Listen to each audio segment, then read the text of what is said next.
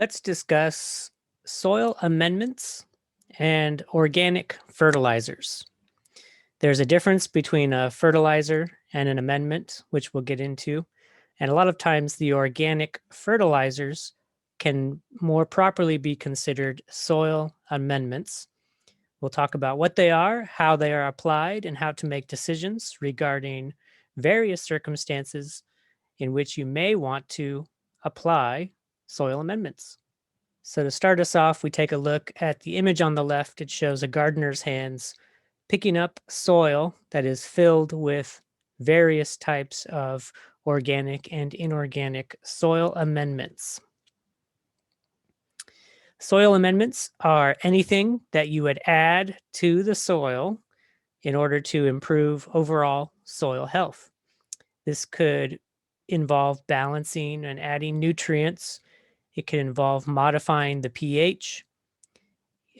Mainly when we add soil amendments, we're adding to improve the soil structure.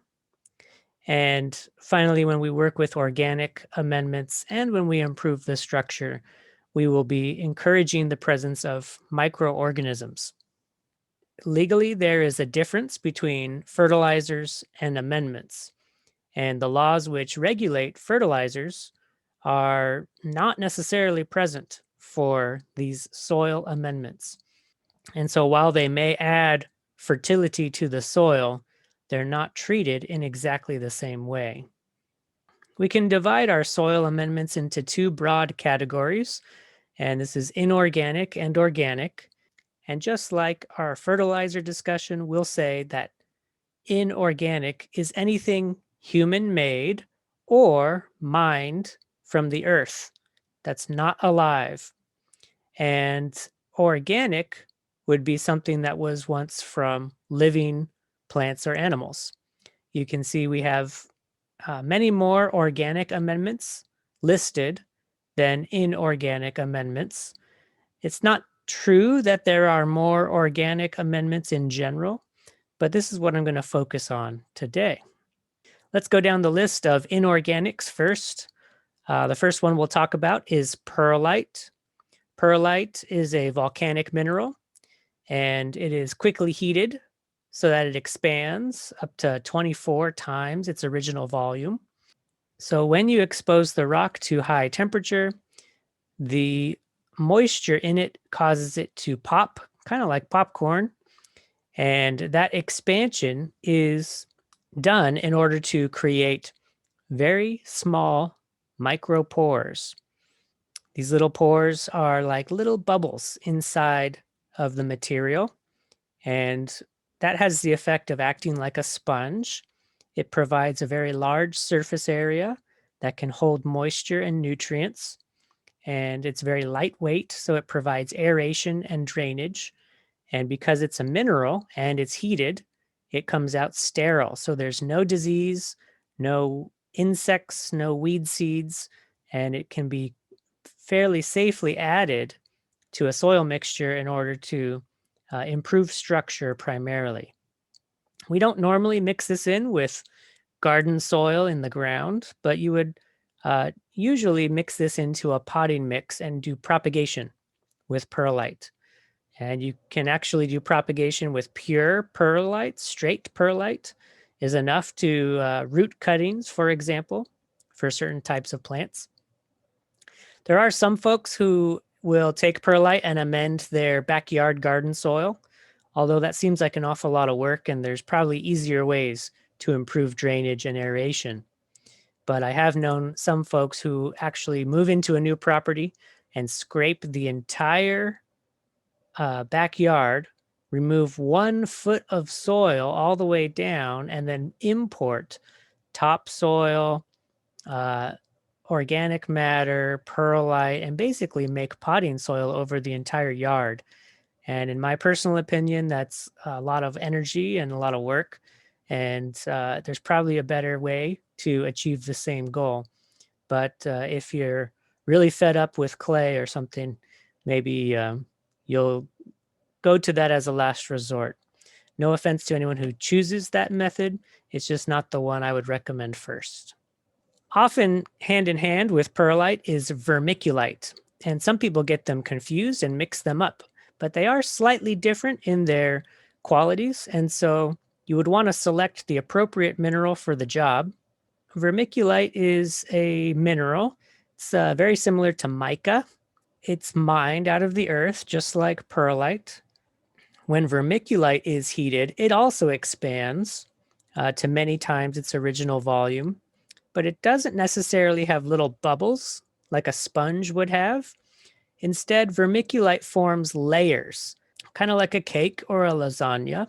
And in those layers, you end up holding a lot of water, a lot of moisture. Just like perlite, it is permanent in the soil. It's clean, odorless, non-toxic, and sterile. Although you do not want to inhale the dust from the vermiculite. So if you are working with it, it could cause problems in your lungs. It forms a very small particulate matter that can be damaging to the lungs. And so you do not want to breathe that in. And it also has some pH and nutrient reaction properties.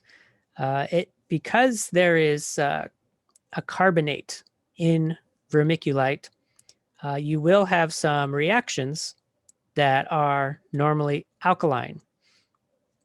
And this, of course, can affect our various minerals that are being taken up by our plants. In some climates, it's pretty standard to just throw some perlite and vermiculite kind of 50-50 in with your potting mix. But in Southern California, where we have such high alkalinity, I find that there's really no use for vermiculite. It tends to hold too much water, and I just don't have as good of results. So in a potting mix, I leave the vermiculite out, and I tend to stick to just a perlite additive. Then we've got sand, and sand is considered an amendment, even though we know sand is soil. So sand is one of the texture classes of soil. And people will add sand to add bulk material and porosity to a medium. And again, you shouldn't really add sand to your backyard soil, even if you have clay, because if you mix clay and sand, that's a good way to make adobe bricks. You'll probably end up making some concrete. Mainly people add sand when they want to make a potting mix. If you were going to add enough sand to a soil so that you could truly change the texture, you would need to add at least 25% sand by volume and then thoroughly mix that in. And it can be very difficult to mix it properly, and it can be very difficult to acquire enough material. So usually that's not the best idea, but it would mainly be used in a potting mix and good for drainage and good for adding bulk material. Sometimes you can purchase potting mix and then add extra sand so that you can spread your potting mix further and you don't need to use as much expensive materials. And it can be good for getting seeds to germinate and for cuttings to to take root as well. And then we've got gypsum. Gypsum is it's actually the same material that your drywall inside your homes is made out of. It's an agricultural product when you apply gypsum to the soil, and it's often prescribed for clay soils to add gypsum. In fact, some people add gypsum no matter what type of soil you have, and that's not usually the best idea. Gypsum does work effectively at altering the structure and the fertility of a heavy clay soil, especially if you have a clay soil that's been weathered and is lacking in nutrients, or if you've had intensive crop production. So, if you have continuously grown crops on a farm, for instance, and you're not able to replace the nutrients that you're taking with the crops that you harvest, you will run out of available nutrients, and gypsum will help to free up some new available nutrients. So it's kind of an agricultural practice to amend your field with gypsum. And it's kind of been misapplied to the ornamental landscape or really just to a horticultural application. And oftentimes it's unnecessary and sometimes it could be harmful or problematic. It will improve salinity in the soil, It removes sodium from the soil and replaces it with calcium. But most of the time, urban soils are just simply not improved by adding additional gypsum. It also has a relatively short life in the soil, so it can last for about 1 month, and then you'll have your soil kind of return to its original conditions, and you kinda get on a cycle that hooks you to the gypsum. So while many people recommend it, most of the time it's not quite necessary. But if you've got a real problem with clay or salinity, then you may take a look at gypsum as an amendment to help you out. If you're on an agricultural setting, then there is a way to kind of properly apply the gypsum in order to uh, grow your crops with more success. But of course, if you're running out of nutrients, it's probably better to figure out a way to return those nutrients to the soil with something you're growing or with some form of compost or a different type of amendment. So, switching over to the organic amendments now, we've got our primary organic amendment, which is compost. Compost is simply decomposed organic matter. And because it can be kind of anything that's been broken down, it's highly variable in its nature. And it usually doesn't have a whole lot of nutrients. It's not really enough to be considered a fertilizer. This is more of an amendment. And because it's an amendment, there's no regulation, just like there would be for a fertilizer. There's no real standard about the state of decomposition. There are some rules for operating a composting facility and doing so without the risk of pathogens, or at least with a reduced risk of pathogens. But the end product, the product that you can purchase or even acquire for free, is highly variable and may contain more or less of certain things. It may even be not fully broken down. In Southern California, in particular, or in the dry states, our municipal or commercial compost that kind of comes from the landfill is a great resource, but it's usually not broken down 100%. Oftentimes, it's about 70% decomposed, and then it's sold not really as compost, but as a soil amendment, and it will need to continue breaking down in the soil before you get a huge benefit from it. Other places where it is very rainy, it's easier to have the compost naturally be more fully broken down, and you can get compost in other states from these larger municipal operations where it is a little bit more finished. And it doesn't necessarily affect the nature of the amendment or the value. It would cost a lot more money to produce it in the dry western states because it would take much more water being added to the material. It also adds to the transportation cost because it's heavier.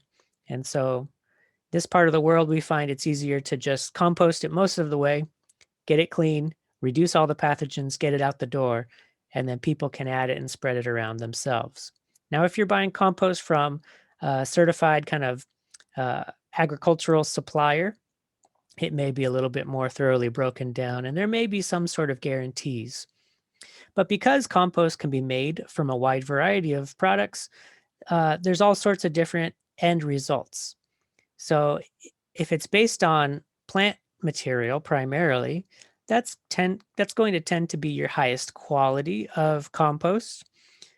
Compost that's based on animal manures or sometimes even from human waste, sometimes like the sewage, the biosolids from the sewage can be turned into compost for the garden. And those sorts of things tend to have a lot of salt. And by salt, I mean sodium. And so if it had a bunch of food waste in it, or if it came from animal byproducts, then there will be more sodium, and you may want to use it with some caution. In a backyard or an ornamental setting, if you're growing lots of different plants, you're not really going to need to worry about this. But if you're on a farm and you're continuously every year adding compost from the same source, if you're adding salty compost, over time, those salts are going to build up. So the highest quality compost is the kind you make yourself, and it's made with as much plant material as possible. But compost is a very valuable waste reduction strategy. And so I would encourage you to always compost as much as you can. And we should be composting our manures and our biosolids and our landfill waste. Even though there may be some salts there, it is still the best outcome for that material to be composted. Uh, well, it's not the best, but a better outcome would be another animal would eat it, or we wouldn't produce the waste in the first place. But if it's got to go somewhere, composting is much better than into the landfill or into the waterways and the oceans, or it's better than burning it and sending it into the atmosphere. We primarily add compost as a an organic amendment. It builds habitat for all of the microorganisms. Good compost will have a lot of microorganisms in it in and of itself. There are nutrients there because it is broken down from plant residues that contained all the essential nutrients. It will improve your structure, your water holding capacity. It'll help with compaction. It'll help with drainage. And so it's a great thing to add for almost every reason. It can be thrown on the surface of the soil as mulch. It can be worked into the soil as an amendment. And overall, it's just a great addition to your soil to get you up to that 4 to 5% optimum organic matter in your healthy soil. Another form of organic matter, which is probably the most popular, is peat moss. Now, peat moss is similar to compost, but it's compost that happened by nature, and it happened over a very long period of time in a very specific type of environment. So, peat moss is partially decomposed remains of plants and animals that have accumulated in oxygen poor freshwater environments. So, usually in kind of marshy or bog type areas, grasslands usually that are low in elevation, and they're places where water collects. And they're in places where it's relatively rainy, is where we have the peat bogs. And this is a material that is harvested just like you see here. Traditionally, you can go and dig this stuff up. It's not quite soil because it doesn't have the mineral components. It's virtually all organic matter, but it took a very long time for that to form. That's geologic time. And it's so filled with nutrients and, in particular, carbon that you can burn it as a fuel. So you can throw peat into your fireplace or your stove and you can burn it. And it makes a great soil amendment. It's just like compost, really broken down compost. It's had plenty of time to cure. And so traditionally, it's been added in the horticultural trades for all sorts of things. It conditions the soil for flowers, hedges, gardens, lawns, trees, shrubs. It's kind of used for everything. More recently, as sustainability comes into people's values and into their awareness, we're recognizing that peat moss is not renewable. It takes way too long for it to form. And if we get rid of all of it, it will never come back in a meaningful time scale that's relevant to humans. And so we may not want to rely on something that's non-renewable. There is a substitute, which is coconut fiber called cocoa peat or core, COIR is another name for that replacement. And that's considered a more renewable form of a peat-like product, although they are not really the same in their nature, but they'll have a similar effect in the soil and you can use them for similar things. But you can also always just use compost, which is typically more affordable and also more readily available. Just like compost, peat moss will improve aeration, drainage, nutrient, and water retention. And peat moss is kind of the primary bulk material in potting soil.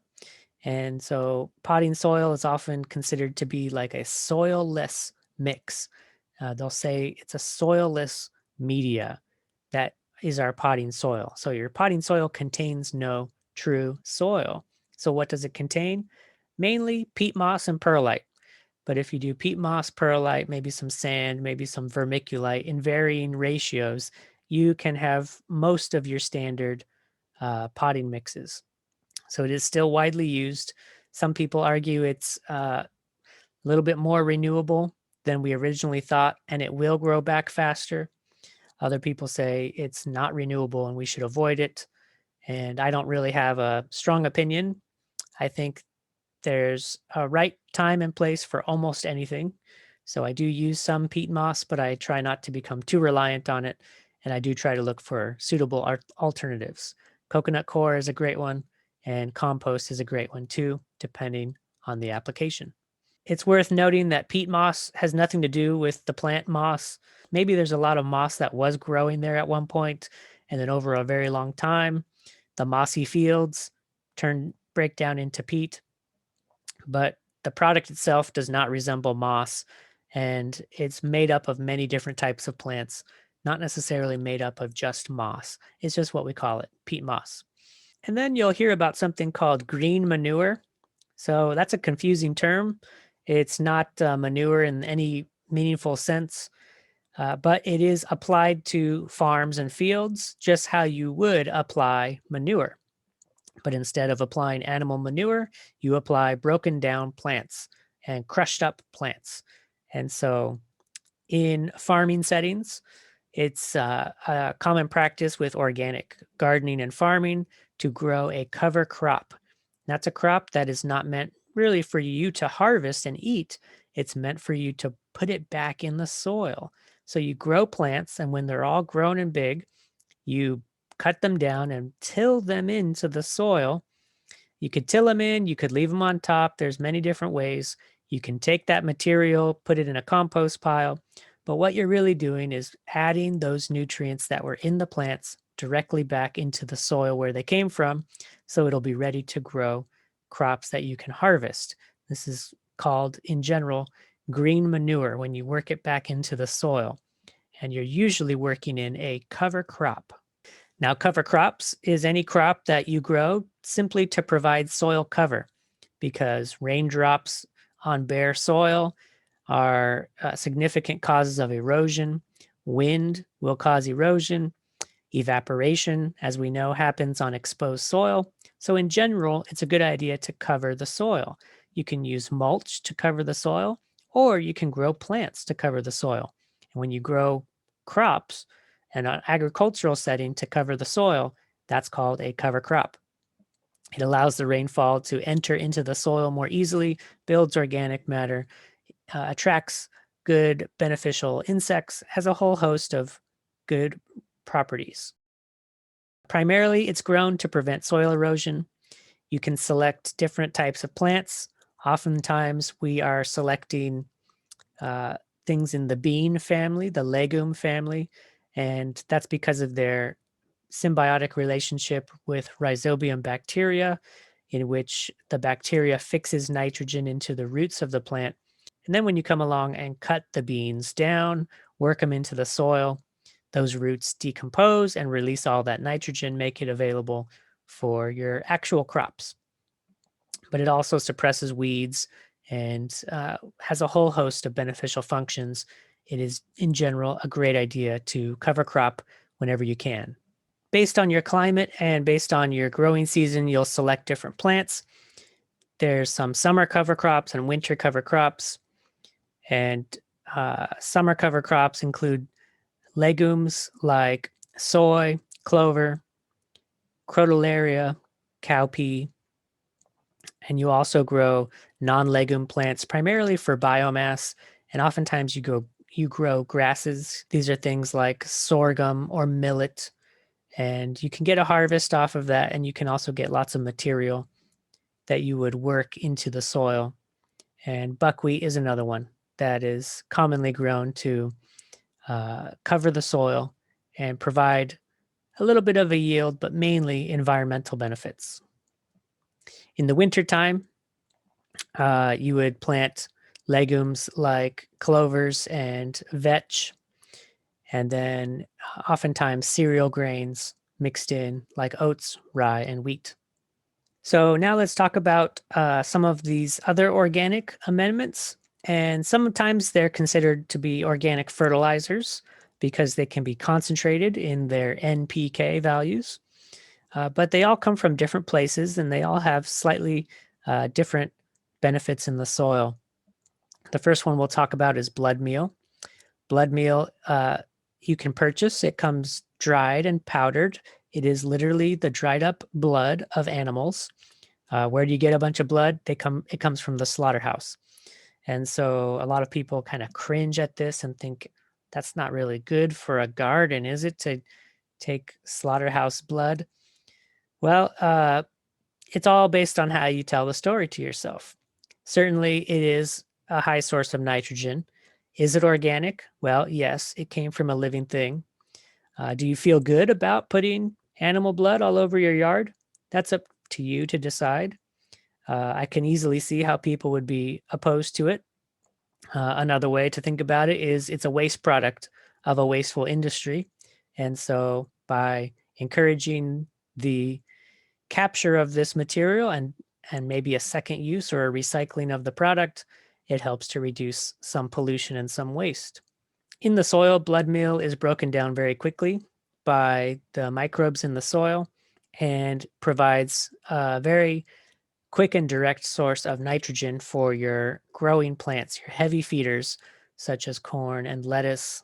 And it can be even added to a compost pile to help speed up the decomposition process. If you don't have enough of a green material or a nitrogen based material, you can throw some of this in there. And then finally, another benefit I have had some success with is using this to deter mammals that eat my plants, in particular rabbits. They don't like the smell of blood. And so if you sprinkle a little bit of this around your plants that the rabbits are going for, this may end up discouraging them. Just be aware that once you water whatever plant you apply this to, this will kind of work its way down into the soil. So if you're using it to deter pests, you would need to apply it more frequently. And what's probably better is to employ a variety of strategies where you would have some exclusion zones, some little fencing to keep them out, and just to get them to move for a short while, put this down once to shock them and scare them away, and then put in your fencing and try and do other control methods. But you could use blood meal to discourage certain prey mammals in your garden.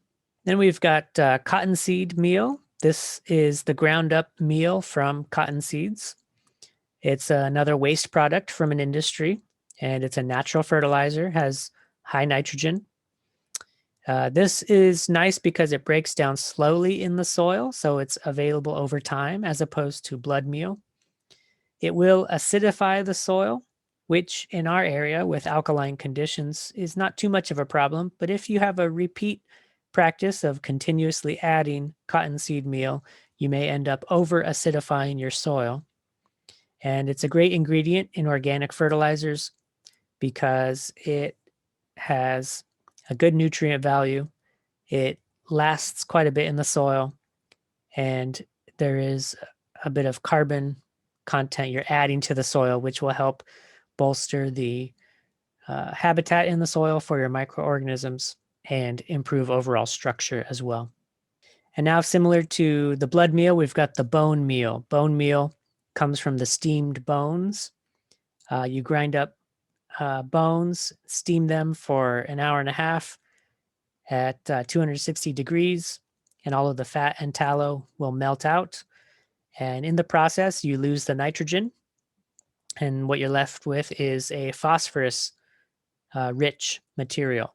So this bone meal is considered to be the best natural source of phosphorus. It also contains calcium, of course. We know calcium is found in bones, as well as some trace minerals. This is very stable. This is a very stable product.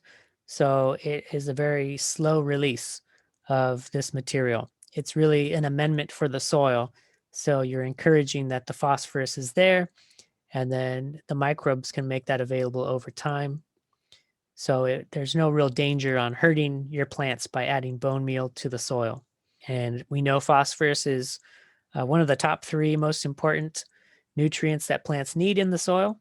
And in particular, there's some very specific times during their growth cycle that they will need the phosphorus. So this would be something you may want to consider in the right application. There's fish emulsion. which is basically from the leftover fish products, usually from the fish oil industry or the fish meal industry. A lot of fish bones and fish heads primarily. And you got to do something with it. So you put it in a giant blender and maybe add a little water to get it to turn into a liquid. Now you've got something called fish emulsion. This stuff smells terrible and it's very strong. So if there's advice to dilute it, you certainly should dilute the fish emulsion. It's a very fast acting fertilizer. One of the benefits of fish emulsion is that it adds trace elements, a lot of things that you find in the ocean, even in particular iodine and some other trace minerals, maybe not essential elements, but beneficial elements for plant growth. You can find in some of these aquatic sourced organic amendments. And because it comes in a liquid form, can be diluted and can be applied to almost any plant. You do want to watch out for applying this in a too concentrated form. It can be very strong for your plants, and it also can contain salts depending on how it was produced. And next up, we'll talk about animal manures. Manures come from farm animals primarily. So you don't want to put your dog or cat manure in your garden. And basically, you want to stick to vegetarian animals. And you want, well, different animals have slightly different qualities. And some people say that the best manure out there is cow because they have 4 stomachs. So that material has been processed 4 times and it comes out the most broken down. So cow is the best.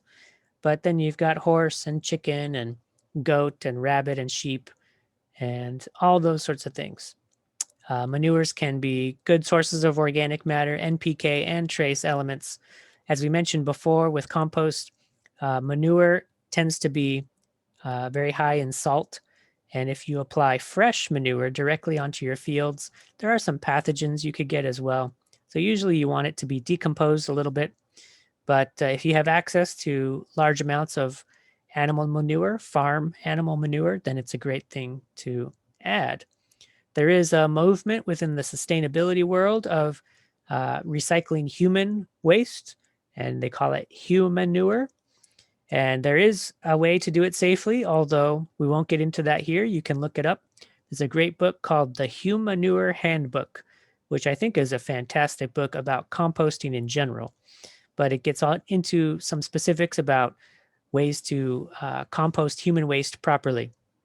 It's not the right move for every single individual in a traditional house. And there is some value in, of course, the flush toilet, which probably did more for reducing certain diseases than almost any other thing in our world is a good sanitation system.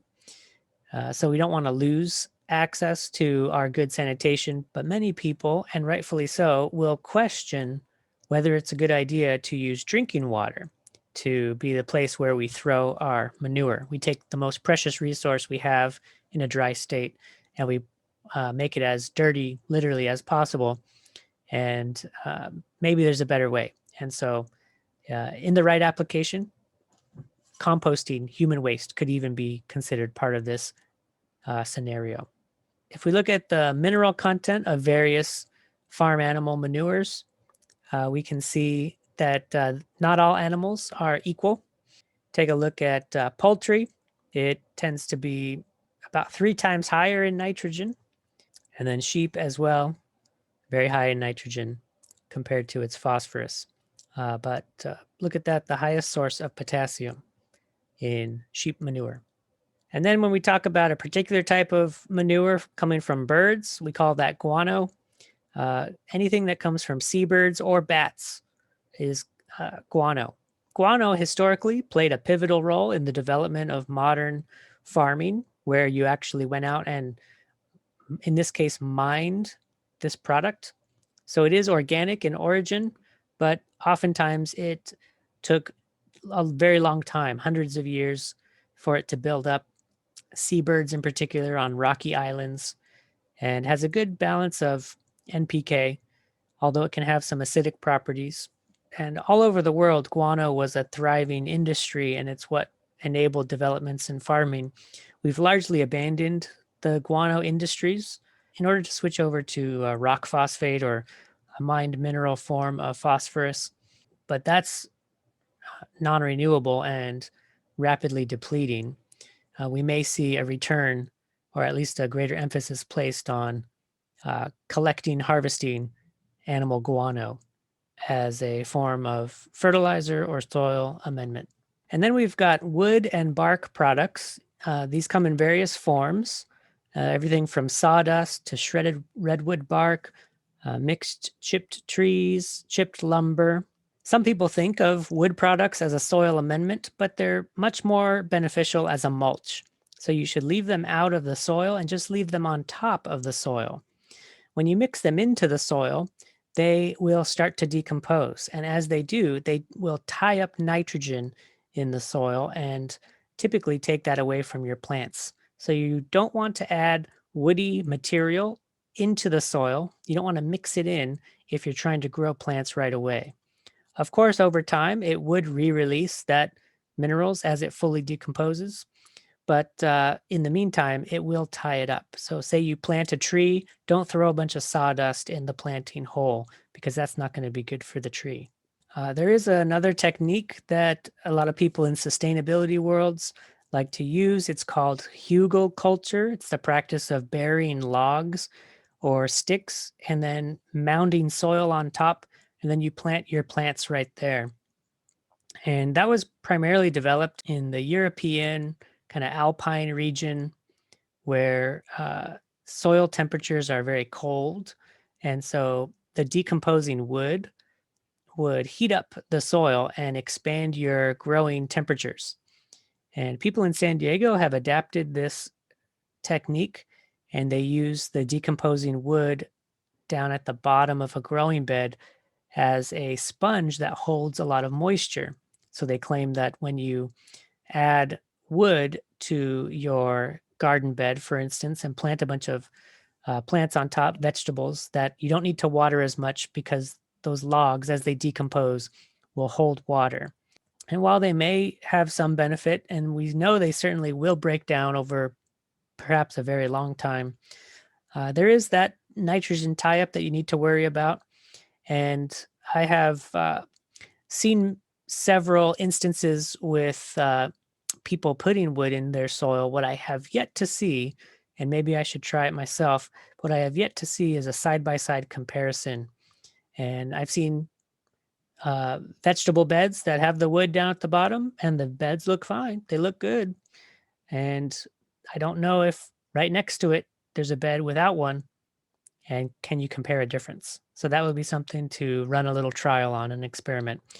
I do have my doubts that it's a vital solution, but it could be part of the toolbox. And in some circumstances, in a dry area, you may see some benefit. I tend to think that just mulch on the surface of the soil is your best way to go to prevent evaporation and to hold water in the soil. Then you don't have any issues with tying up nutrients. And finally, what I'll talk about here, although there's many others, I'll talk about biochar. Biochar is something that people get really excited about, and with some good reason. Biochar is essentially charcoal, but it's charcoal that's made from a special technique. It comes from plants, biomass, and it is formed via pyrolysis. So, in the process of making biochar, the amount of oxygen present is controlled carefully. And what you end up doing is trapping a lot of this carbon that's in the material in the charcoal. If you don't produce it properly, you will make more traditional type of charcoal, and that really doesn't have the environmental benefit that biochar has. Now, biochar is added to soil not necessarily because it has a whole lot of soluble minerals in it, but it is very porous. It's kind of like the perlite, where it's expanded and filled with all these microscopic pores. Biochar is the most porous material that I've ever learned about. It is has so much texture on a microscopic scale that it provides immense habitat for microbes. And because it has gone through this process, it should be permanent in the soil. It can persist. It's not going to go anywhere. It's not going to be consumed by anything. Think of it like the hotel for the microbes. And so you would add some biochar to your soil to create favorable conditions for all of these different soil microorganisms to live. And it can be a great addition to your soil, but you need to understand what you're adding. And so you wouldn't add it as a nutrient, you'd add it as a kind of a habitat for microorganisms. The production of biochar on kind of even a home scale could be a beneficial use of materials. Typically, burning is not a good idea because we don't want all the good stuff to go up to the atmosphere. But when you make biochar, you do it in such a way that you control the amount of smoke you make, you control the amount that is volatilized and sent up into the atmosphere. And for certain plants that are not easy to compost, or there's really no other good solution but to send them to the landfill, sending them to biochar would be a better way to go about it. And so it has a place, just like everything else. So there you go. There's a little bit of a run through of some of the most common organic and inorganic soil amendments. And remember, I try to just understand everything because we want to be informed gardeners, educated gardeners, so we make good decisions. And don't get too caught up on one thing being the right solution all the time. We want to understand as much as we can so that in any given scenario, we can apply the right thing and have a benefit. We want to think about environmental impact. We want to think about the renewable nature of a resource. And we want to think about the effect it's going to have on our garden, our growing conditions. And from a soil perspective, we're always trying to improve the quality of soil. And then the good plants will be the byproduct. So none of these are the silver bullet, the thing that will solve all of your problems, but all of them are worthy of consideration in the right application. I hope you found this useful and informative in your soil management future and in your endeavors to grow high quality plants that feed people and wildlife and bring great benefit to our local habitats. Thanks a lot.